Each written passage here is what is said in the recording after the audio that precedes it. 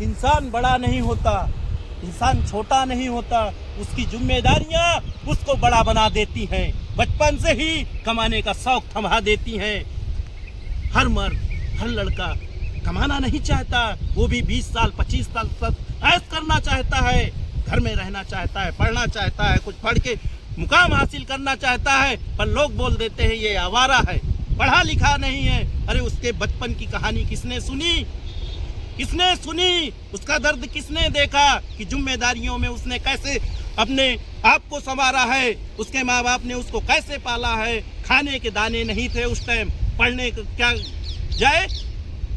अब वो पढ़ाई देखे कि अपना खाने का देखे, अपना घर परिवार देखे, कि अपने सपने सजाए। एक गरीब के सपने वहीं मर जाते हैं, गरीबी में घुट घुट के जीने से।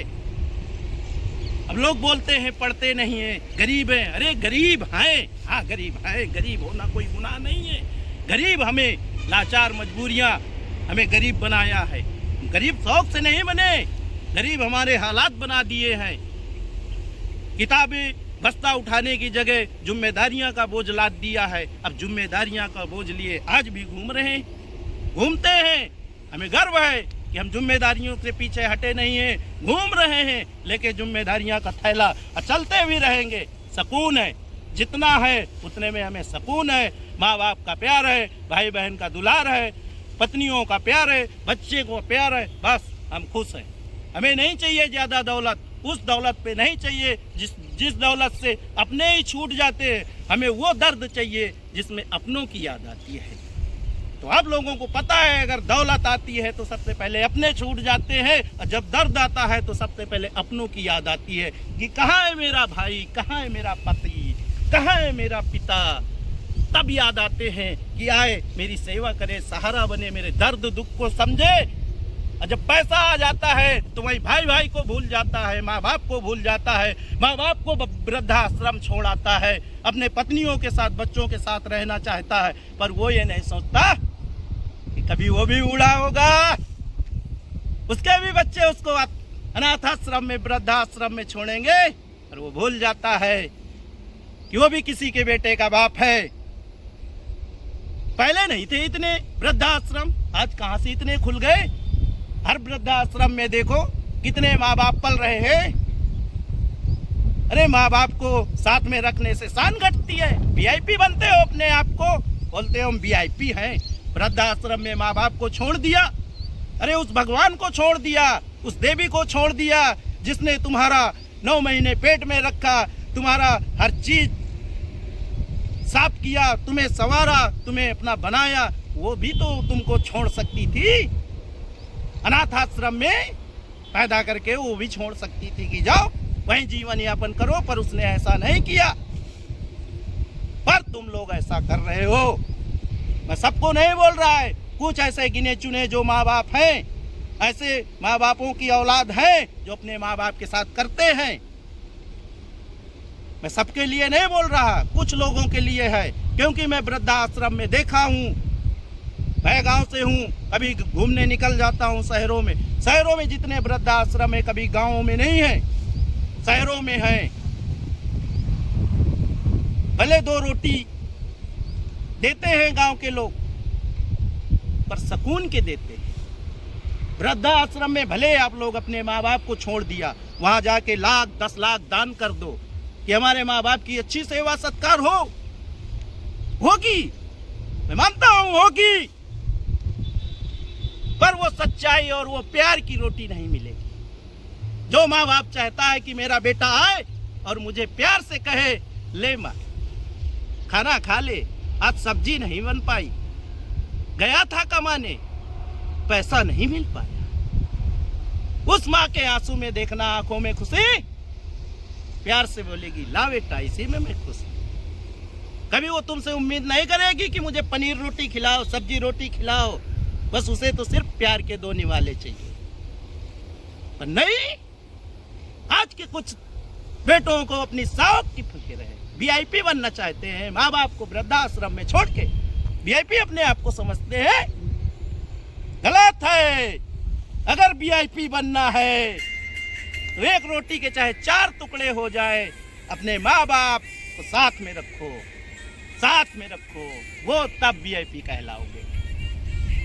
अगर मेरी कहानी अच्छी लगी हुई तो आगे शेयर कर देना, लाइक कर देना, कमेंट कर देना।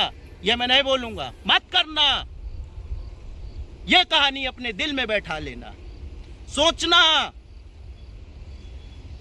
ये कोई कहानी नहीं है, ये मेरे अंदर की फीलिंग है। मैंने देखा है ये जिंदगी कैसे काटी है। मैंने बचपन से लेकर आज इतना हो गया है, मैं किस तरह भाग रहा हूँ, दौड़ रहा हूँ, अपनी जिम्मेदारियों को ये कंधे पे लिए बिखर रहा हूँ, पर कभी रुका नहीं हूँ, कभी अफसोस नहीं किया, कभी मुझे दर्द नहीं हुआ कि मैं जिम्मेदारियों से लड़ रहा हूँ। नहीं, मुझे खुशी है कि ये अगर जिंदगी मिली है तो किसी के काम आ रही है, मेरे भाई के काम आ रही है, बहनों के काम आ रही है, माँ बाप के आ रही है, पति के काम, पत्नी के काम आ रही है, बेटों के काम आ रही है। मैं अपनी जिम्मेदारियों से पीछे नहीं हटता।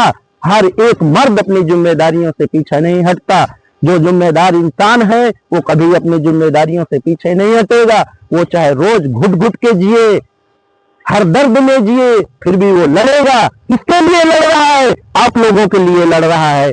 माँ बाप, भाई बहन, बेटे के लिए लड़ रहा है कि मैं भले दुख में जिंदगी काटूं पर मेरा परिवार हमेशा खुश रहे, खुशहाल रहे, अच्छे से जिए, अच्छे से रहे, कोई चीज के लिए तरसे ना। भले मैं दर दर भटकूं पर मेरा परिवार अच्छे से सही से रहे, कभी कोई चीज को तरसे ना, तड़पे ना, हर वो चीज हासिल करे जिसके लिए वो सपने सजाए रखे हैं।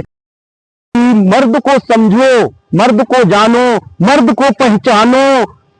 हर वो मैं बेटा से कहना चाहता हूँ, हर वो पत्नी से कहना चाहता हूँ, हर वो बाप से कहना चाहता हूँ कि अगर उसका बेटा हो या पति हो, अगर बाप है कहीं कमा रहा है तो उससे बिना वजह के टॉर्चर ना किया जाए। जितना जरूरत है उतना ही पैसे की मांग किया जाए, उतना ही खर्च करो जितना जरूरत है। कभी मर्द की जिम्मेदारियां देखो, उसके दर्द देखो, वो कैसे बीत रहा है, कैसे कमा रहा है, कैसे क्या कर रहा है, हमारी जरूरतें पूरी कर रहा है, सब कर रहा है। एक दिन मैं हर वो पत्नी से कहना चाहता हूँ, हर वो बेटे से कहना चाहता हूँ, हर वो इंसान से मैं कहना चाहता हूँ कि एक बार अगर जो जिम्मेदारियां घर की उठा के रखा है, वो भाई से कहना चाहता हूँ कि एक बार प्यार से ये बोल कर देखो कि इस महीने की सैलरी हमें नहीं चाहिए, इस महीने की सैलरी आप अपने हिसाब से खर्च कीजिए,